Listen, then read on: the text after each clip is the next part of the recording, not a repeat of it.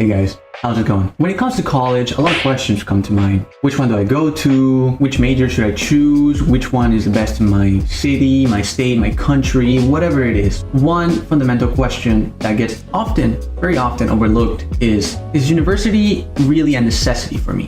Literally applying for like minimum wage jobs, and some of them are being like, we're not hiring, and it's like, what? This is not what I expected. I graduated college with 2 degrees in communications and acting.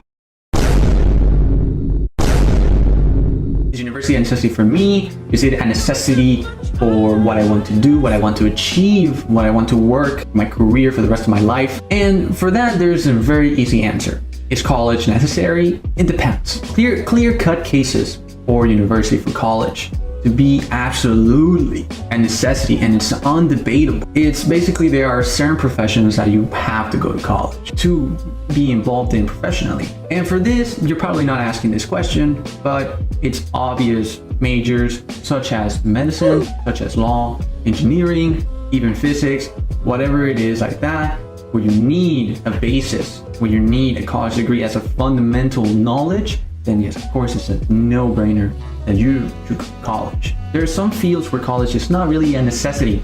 It comes in handy sometimes, but most of the times people will just hire you based on experience or based on what you've done previously. If you maybe even self-taught, those like photography, like acting. I did not hit her. It's not true. It's bullshit. I did not hit her. I did not. Oh, hi, Mark. Like communication. His ball handling is fantastic.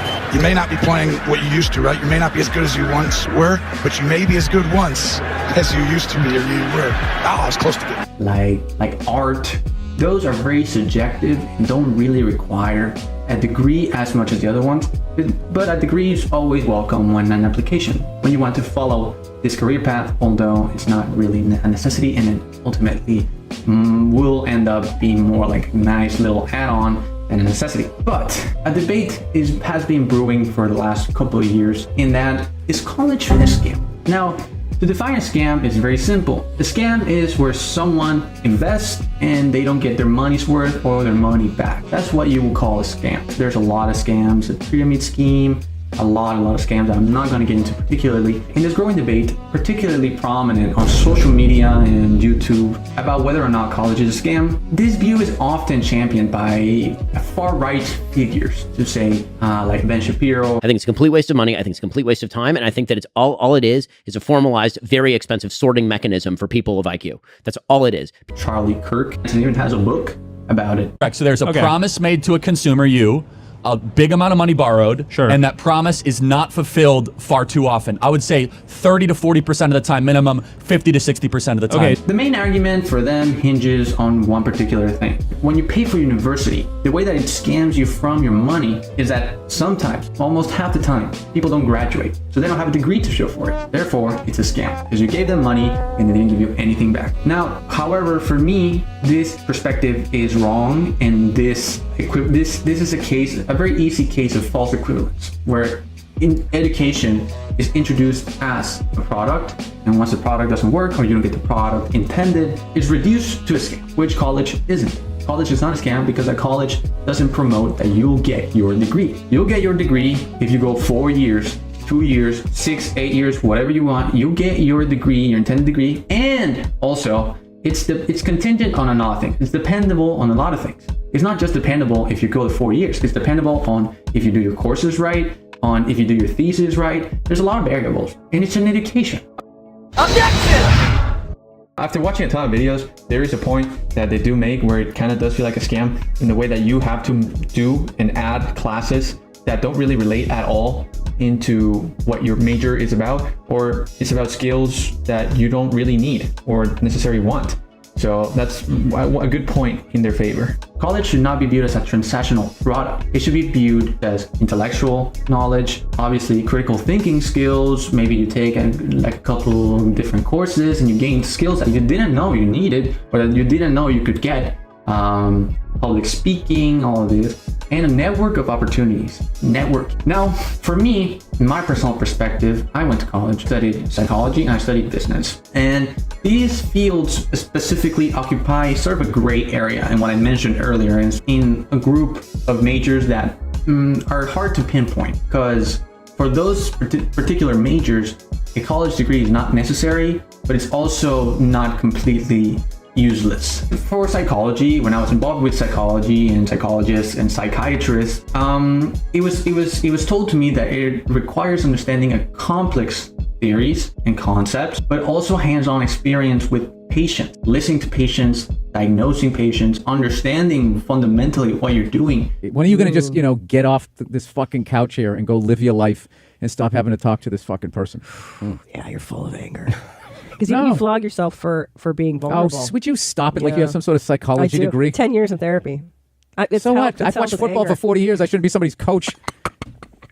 I agree. Yeah. For business, it involves both theoretical frameworks as well, but it also has a very, very fundamental part on the real world applications. If you've done a job recently, if you have experience in a job, also come very, very importantly into an application, into a job application. For these majors, whether college is necessary depends on your specific circumstances. You might question the necessity of the degree, which is fine. However, the foundational knowledge and the networking experience can always and will probably always come in handy while developing your career. Affordability and accessibility. Can you afford not just the money that you're going to spend on it, but the time and the effort and the accessibility towards it? The costs can be staggering. There's some very important statistics. The average cost of a degree in the US is approximately $99,000, $470. So almost $100,000 education. That's average. Top tier universities cost around $60K per year. The state college tuition costs around an average $10K, and out-of-state students or international students pay around $26K on average. Private nonprofit colleges average also $35,000-$40,000 per year. Given these figures, the decision becomes a lot easier to understand. A lot clearer. Mommy. So, based on the cost, it comes to this. Can you afford it? And if you can afford it, then maybe the answer is yes. In both aspects, in time and cost. Now, if you can't afford it and you have to take out a loan, this is where I really tell people to consider getting a loan. Getting a loan for college is something very tricky because at the end of the day, you're not guaranteed a job if you go to college. This is something that a lot of people mistakenly believe. Can anyone explain to me how I have 2 degrees? I have 2 degrees. Oh, and a certificate. A little extra, right? I have a certificate. May not be a master's, but it's something extra along with the 2 degrees, I'm trying to apply for jobs right now, and the thing is that the only person I have responding to me is a man from a tech company saying, "Hey, you want to answer some customer service problems?" That if you go to college, you are somewhat entitled to get a good paying job in the future.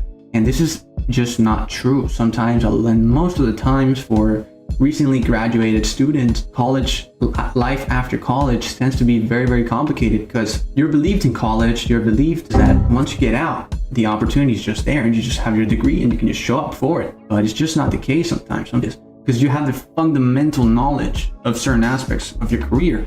Things that don't require as much theoretical knowledge, more practical knowledge. Such an example is sales. Sales is a very complicated thing to understand, to begin experience, because you can't really gain a lot of knowledge on it unless you have experienced it. I value a good education, so I don't want to see Andy waste his time in college. I would suggest maybe changing your major, or maybe just really going out and just like, if for acting, maybe just going to theater or something like that. Your years will be way better spent on experience than probably on theoretical knowledge. Then you can hear the other guy in the other room auditioning, and now you're thinking about not doing it like him, as opposed to doing it the way that you wanted to do it.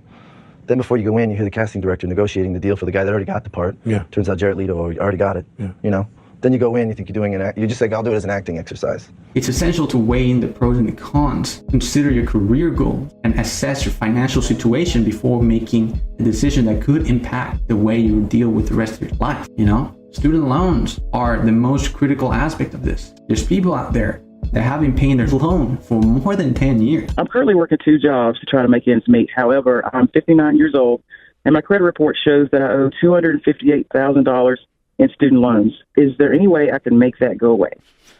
Good Lord. The interest rate is way too high. It's way too high. And a lot of students pay a lot of interest, and sometimes they can't even get to the real payment. So they're just stuck paying interest and interest and interest until it becomes a pattern and it becomes a cycle where every month, every year, You get money out of your paycheck. With what Joe Biden has done with the forgiveness of student loans, this is something that, although Joe Biden being a controversial president of the United States, this was mostly a very good idea. And the idea that student debt forgiveness was a bad thing is just very, very wrong.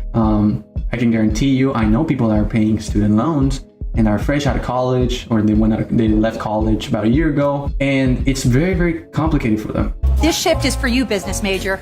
Go buy yourself that new car. Enjoy your free ride. College is on me. Tell Congress, stop Biden's bailout for rich kids. You should consider that option very, very carefully. Now, I'm not saying that if you get a student loan, you basically screw up your life, because you didn't screw up your life. It's just a very, very heavy responsibility that requires a very, very heavy critical thinking about. I'll tell you, leave your comments below if you really want to engage in a conversation about it. I'm always here, so I'm always answering your comments and seeing what people think. Hey, maybe it's wrong. Maybe you do think that college is a scam, as a lot of people do. I'd love to hear about it, your thoughts on it. Thank you. See you guys.